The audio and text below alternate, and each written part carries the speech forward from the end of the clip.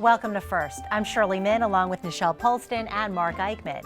How we view water quality in the future is coming together today.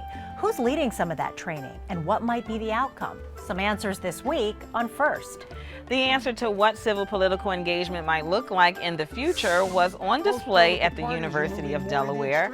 We'll look back on an exchange between Joe Biden and Governor John Kasich. And the future of bike trails at the Wilmington Riverfront, plus how one Delaware school views the stars, is on display this week as well. First, your public media news magazine starts now.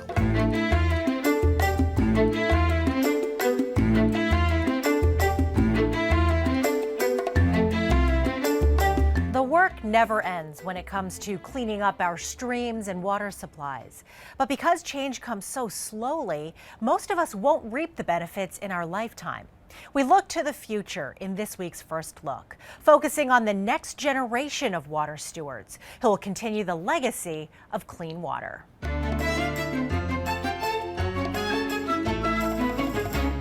Just outside of Westchester is a 3.5 square mile watershed known as Plum Run.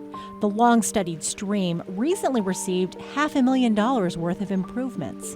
Stormwater runoff, erosion, and sediment in the water were big problems. Plum Run was in what we would call an impaired condition. Bob Struble is the Watershed Conservation Director at the Westchester-based Brandywine Red Clay Alliance, or BRC. The Watershed Association has fought to protect and preserve the Brandywine Creek and the Red Clay Creek for the past 72 years. The sediment is a problem because it covers up the rocks in the stream. The rocks are the places where the insects, what we call macroinvertebrates, the insects will nest. The insects are important because the fish eat the insects, and if you don't have good insects, you won't have the fish you're looking for. The nitrogen and phosphorus are fertilizer elements. People put them on their lawn, and in the stream they have the same effect. They can start to grow things like algae or other aquatic life in the stream that will take oxygen out of the stream and lower the oxygen levels. That can be harmful to fish and other aquatic life. So all those three are important to keep at a minimum as much as possible.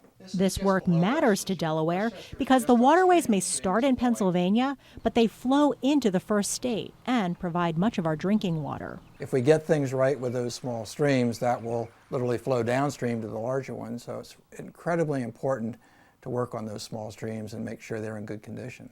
The 5-year restoration project at Plum Run was completed in 2013. Vertical stream banks were sloped to prevent erosion. Native grasses and wildflowers were planted to stand up to storms. A cross vein, which looks like a dam, was put in to channel the water, and over 1,000 trees and shrubs were planted. One of the things we struggle with is getting the general public to understand that we still have a way to go with improving our water, and I don't think anybody objects to that, but it may not be up near the top of the list anymore, and that's a bit of a struggle for us. It's a fight the next generation of water stewards will have to carry on. Determine who you want to work with. Jerry Kaufman heads up the University of Delaware's Water Resources Center. He's teaching that next generation of hydrologists, conservation scientists, and green engineers in his watershed management class. We look at the engineering of our water resources, we look at the laws, the economics, the society, governance structures on how water is managed in Delaware and the Mid-Atlantic and in the nation. The U.S. Department of Labor tracks some of these green jobs, and the numbers show it's a real growth industry in terms of employment. In 2000, the job numbers in this category was a little over 1 million, with a median income of $43,000. 16 years later, employment rose 11% to 1.2 million. The median salary grew to $63,000. We keep track of the graduates, and they get really good jobs, whether it's in the public or private sector. Some of them are actually deciding, water policy, here in Delaware and also in the EPA, for instance. Kaufman says the class has been offered to undergrads and postgrads since 1999 and has steadily seen an increase in enrollment. Protecting the environment to our current generation that's going to university and high school, they see it as a natural thing to do. So I'm encouraged by that. So therefore, the rise of environmentalism is peaking now. While Kaufman teaches the next generation, Brandywine Red Clay Alliance education coordinator Julia Steiner is focused on the generation after that. All right, guys, get in your groups, please. She's grooming the future decision makers through BRC's K-12 summer camps and water programs. We look at the physical aspects of the pond ecosystem. So students will come to the site and they'll notice what's growing here, what the absence or presence of a variety of species of trees. What's around the pond? Does it have a good buffer? Is everything mowed back? Does it have shade? These are all important characteristics to a healthy pond. Then they'll literally get more into the pond. They'll sample the water, they'll look at the pH of the water. They'll have the opportunity to look at the dissolved oxygen because they learn that what's living in the pond can't necessarily get their oxygen from the air. They need to get it from what's in the water. Just now. What are you going to do with it? We're going to release them in the water. Okay, come And then they end the program by dip netting and exploring, we call them water bugs or macroinvertebrates. And their absence or presence in the water really does give kids a look at holistically the health of the pond. Fun, hands-on activities Steiner hopes will plant a seed. So if they learn something, they learn that something does not benefit water quality or just the environment in general, we hope that they carry that with them as they grow up. Carrying on the heritage of clean water. We checked the water temperatures and they were really good, and it turned out that it was in perfect condition. And protecting natural resources in Delaware, Chester County, and beyond for generations to come. Bob Struble says we're lucky because our area has this great history of environmental achievement. The Brandywine Valley Association was the first small watershed group in America. The Red Clay Valley Association followed 7 years later. And then, of course, former Delaware Governor Russell Peterson passed the Coastal Zone Act in Delaware in 1971, landmark piece of environmental legislation that has served as a template for federal environmental protection regulations in the 70s and the 80s. Tell me, are we seeing any improvements in water quality after this work? Well, look, the majority of Delaware's waterways remain impaired, but the BRC says that it's been testing the Brandywine and Red Clay creeks since 1948 and 1960s, respectively, and the dissolved oxygen and nitrogen phosphorus levels, they are improving. What about Plum Run? Have we seen any improvements in that since the restoration?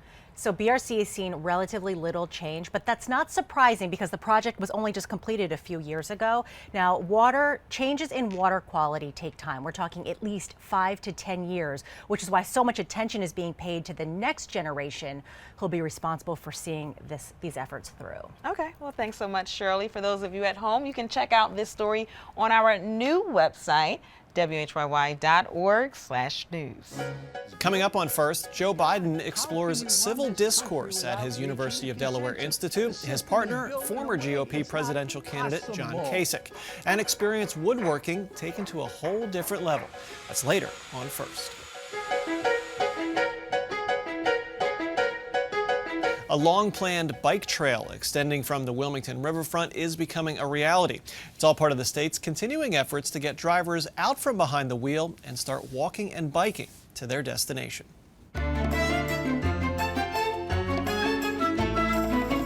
Drivers on I-95 near Wilmington may have noticed a construction project underway in the marshy area beside the Christina River just south of the city. Workers are making lots of progress on a mile-long trail that will connect Wilmington to Old Newcastle. The new trail extends from the DuPont Environmental Education Center south of the Wilmington riverfront for about a mile before crossing the Christina River.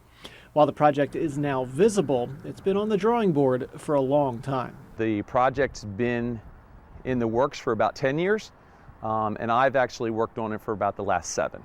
DelDOT's Jeff Nesgoda says building the elevated boardwalk and bridge structures through sensitive marshland has been challenging. It's in a very environmentally sensitive area. You've got a bridge crossing across the Christina River, approximately 300 feet in length. We have 2 other structures, one leading up to the Nature Center here, and then the ground is very soft that we're working on. So everything we're working on is structure related with an elevated boardwalk and whatnot. And all that work doesn't come cheap either. The overall price is around $20 million.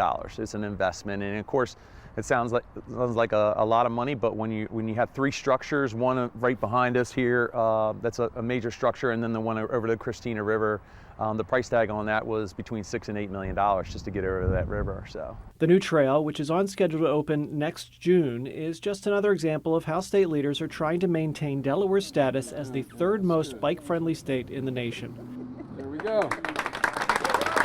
In early October, Governor John Carney took another step in that effort, signing a package of legislation modifying the state's bike laws. The Bicycle Friendly Delaware Act is the culmination of years and years of misunderstanding about bicycle laws in general. I mean, by misunderstanding, this is misunderstood by bicyclists, by motorists, and law enforcement. It stems out of laws that were written in the 1970s and are totally ambiguous. Among the changes, cars are no longer allowed to honk at cyclists unless there's a danger of a collision, and cyclists are now allowed to treat stop signs as yields in certain situations. I think it's really helpful for the cyclists. I lead group rides during the summer, usually 2 to 3 times a week. And so for us, it's really helpful not to have to unclip at every stop sign. If we can simply yield, it's going to help traffic flow better. The new trail from Wilmington to Newcastle will be named after former Delaware governor and avid cyclist Jack Markell. And according to Bike Delaware, it is the biggest cycling project ever in the state. So that's the view from planet Earth. Let's check out the view of outer space. Delaware education reporter Chris Barish has the story of a reborn planetarium in one Newcastle County school. Chris. Hi, Mark. The shiny new toy was unveiled last week at McCullough Middle School after being dormant for a decade and getting a major high-tech overhaul. It's all part of Colonial School District's plan to guide kids toward an academic pathway before they hit high school.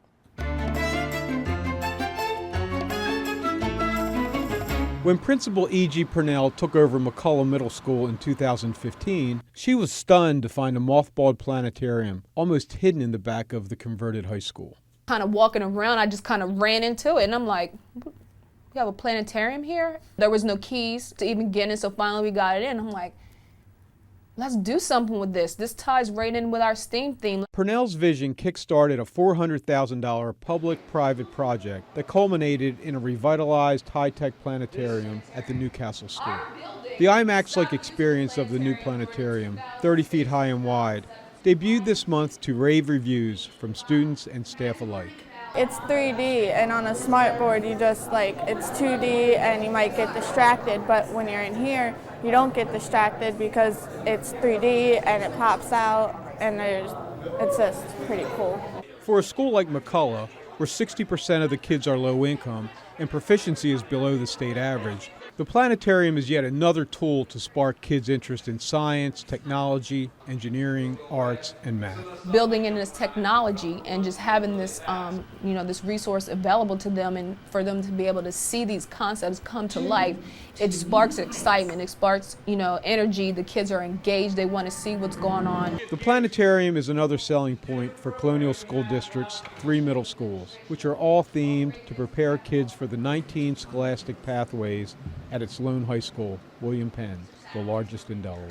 Colonial's other middle schools, George Reed and Gunning Bedford, have programs focusing on performing arts and culinary skills, respectively. We challenged our staff, our principals, and our teachers to talk about and come up with a theme that connects directly to programming at the high school that would engage students, that would activate learning, that would make learning come to life, and also give our students a focus or a thought on what the future may look like, what I might be interested in. Colonial showcased all 3 middle schools at its planetarium unveiling. Gunning Bedford's steel drum band played the Star Wars theme and other music. George Reed's budding restaurateurs made and served tasty snacks. But Colonial officials are clearly enamored by the district's newest jewel. We are open for business. The students and teachers at McCullough and other schools clamoring to use the planetarium. Family movie nights are even part of the long-term plan. Kids are very visual here at McCullough, and it will completely open up their education and open their eyes up to the fact that the world is so much more than Newcastle, Delaware. If we can provide access to kids to things that they can't imagine or things that they thought were out of their reach, it changes their perspective and their opportunities. And when that happens, kids take off naturally. For now, only students at McCullough will get to use the planetarium. Teachers are being trained to adapt lessons to 3 programs: Starry Night, Layered Earth, and Zygot Body. But other schools are clamoring to bring their students to what officials say is Delaware's only school planetarium. Your online home for FIRST is WHYY.org/FIRST. This show and past shows are there as well. Also online is the story of Delaware's favorite son and former Vice President Joe Biden. Biden had a busy week. Monday, he awarded the Liberty Medal to John McCain in Philadelphia. Tuesday, he was at his Biden Institute at the University of Delaware explaining how Republicans and Democrats could actually talk issues. Here's an exchange about the state of elections today in his conversation with Ohio Governor John Kasich. You worry about, in the Democratic side, you worry about coming at you on the left and losing a primary. And you worry about, on the Republican side, coming at you on the right. So what's happening? Both political parties are moving more to the extremes. The center is shrinking. And that doesn't mean the center per se is good. But God, how can you run this country without reaching a consensus? The system is built in a way it's not possible. Not possible for this country to function unless you reach a consensus.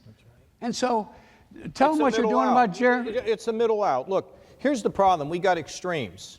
You solve problems from the middle out. You know why? When people have a competitive race, they got to listen to both sides.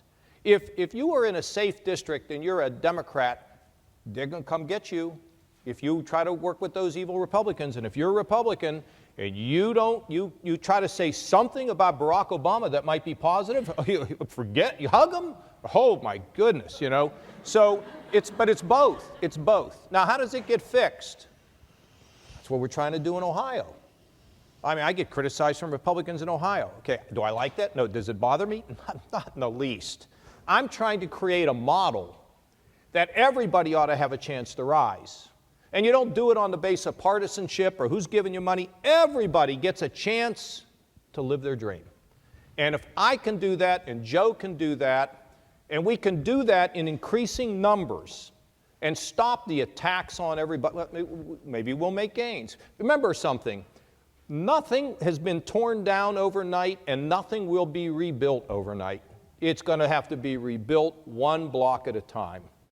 The former Vice President and Delaware U.S. Senator discusses domestic issues at UD. International conversations take place at the University of Pennsylvania. In 2016, WHYY and the News Journal teamed up in a series of mayoral debates. As part of the editorial page team, Jason Levine was a big part of that effort. Jason passed away last week. We here at First offer a tribute to him from a 2016 interview we did on the state of the mayoral contest at the time. It's essentially kind of like running for a student body president at your high school now. You can win this race with about 1,300 votes based on what we've seen as far as turnout in recent Wilmington mayoral elections. The field is diluted, obviously, with 8 challengers and the incumbent. So it doesn't take much, and that's going to make it very interesting. I guess works for the current mayor. I think it works for anybody because, again, if you can get your district to turn out, you don't know which way the wind's going to blow. Anything can happen. And as we know, that's exactly what did happen as Mike Przicki became Wilmington's mayor in November 2016. All of us on First offer our condolences. We truly appreciate his willingness to take on that television role as well. Here's more in our First Facts.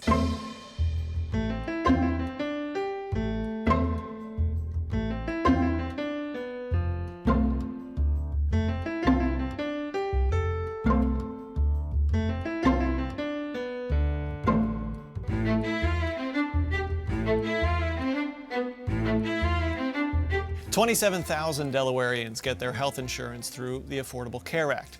Now that President Trump has signed an order cutting subsidies to insurance companies, there's lots of questions about what that means. Trinidad Navarro is Delaware's insurance commissioner, and he is our first person this week trying to explain what exactly is going on. And I guess there's really a lot of questions because things keep changing. Can you explain what President Trump did with this executive order? And I guess now there's some movement to soften the blow of that. Well, how much time do we have? Probably not enough to get into everything. Okay. Well, for several months, the president has been threatening to cut the cost share reduction payments. And we had been negotiating with Highmark to come up with a rate filing, a rate increase, a percentage that we thought was, well, any increase is too much. But we were negotiating with them to try to essentially get a better deal for Delaware. And in that rate filing, we assumed that the president would not fund the CSRs. And turns out, as of a few days ago, he indicated he was signing an executive order to stop those payments. Right. Because this is a fluid situation, there was some movement last night with Senator Alexander and Senator Murray to come up with sort of a bipartisan temporary fix for the ACA. If it does in fact get restored through whatever deal is hammered out, does that change the rate that you've hammered out with Highmark? Not this year. Okay. So this year we've locked in a rate at 25%. And, you know, again, like I said before, any rate increase is too much. But if you compare it to some of the surrounding states, Pennsylvania, for example, just approved a rate increase for over 30%. Maryland has approved a rate increase in excess of, or in the 40s. So they originally were asking for 33.6%. And we were able to negotiate down almost 9 points. So Highmark had all the advantages. You know, it was the only game left in town, and they simply could have said to us, "Give us what we want, or we're going to leave," just like Aetna did. Right. They didn't threaten that. They didn't say that, and we were able to have several candid conversations, and had negotiated with them for months. And again, I'm not flying the flag that we were able to negotiate it down to 25%, but it sure is better than what they were originally asking for. And better than having them leave, which is what Aetna did. And now customers who were Aetna customers under the ACA are sort of now in limbo and got to get signed up now under Highmark? That's right. And you know, if you had a Highmark plan and you chose not to pick another plan this year, there's a bridge so that they would put you in a similar plan to what you were in last year. But for those 11,000 or so Aetna customers, there's no such bridge. So that means that those 11,000 individuals have to sign up individually. And well, unfortunately, they have cut the funding for navigators. Navigators are the entities that help people figure out what's best for them, what plan's best for them. They've cut the enrollment period, and they've cut the funding for advertising. So, not to mention, they'll be doing maintenance on healthcare.gov on Sundays during this enrollment period. So, is it intentional? I believe it is. You've put out a statement last week acknowledging what many have said, that the Affordable Care Act isn't perfect, that there's flaws in that program. What's a better way to have it work in Delaware? If you had to put forth a solution, how can this work better? Well, in a perfect world, we would have multiple companies selling insurance on the exchange so that you have competition. In a perfect world, we'd have competition in our hospital systems here in the state of Delaware. We pay here about 30% higher costs for healthcare than our surrounding states. So Delaware's unique. Delaware has a very small risk pool. Right. So we have a sicker population. You know, some of the ideas that have come out of the administration are, let's allow people to purchase insurance across state lines. It sounds like a great idea, right? Because if you compare apples to apples in Delaware versus Pennsylvania, Pennsylvania is cheaper.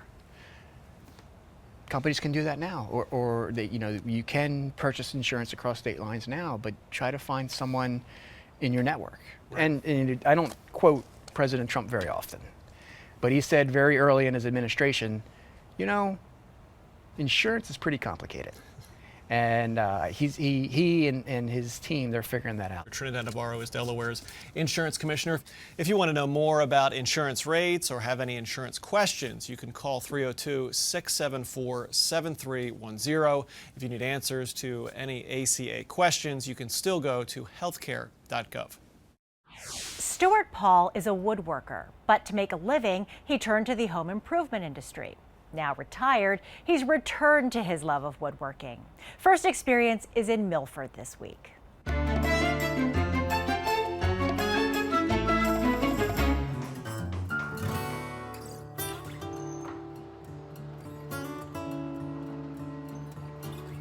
I'm Stuart Paul. I'm a woodworker. I went to Philadelphia College of Art after high school in Philadelphia and learned woodworking there. Took a woodworking course, set up a wood shop about a year after I graduated. Did it for 17 years. I stopped woodworking in 1990 and got involved in doing home improvements. I felt better in doing home improvements rather than compromising the woodworking I was doing to do a kind of woodworking I didn't like. I wanted to do one-of-a-kind pieces or limited production.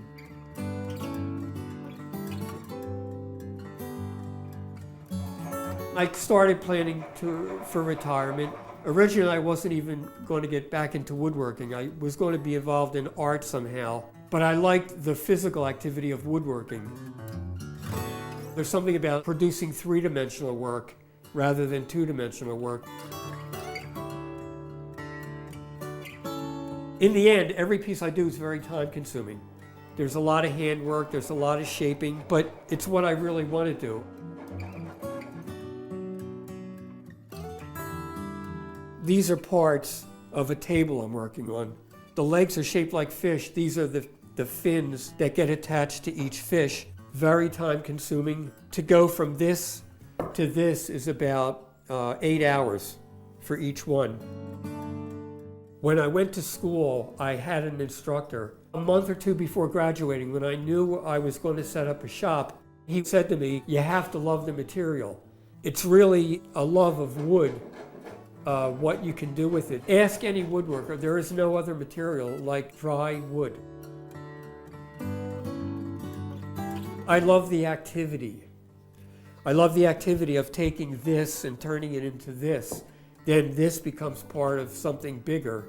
The thing I know for sure is that the pieces I've done in this new shop take longer than anything I would have done in the 70s or 80s. I'm kind of realistic. I'm 66, you know. The best part of my life is 20 years ago or 30 years ago.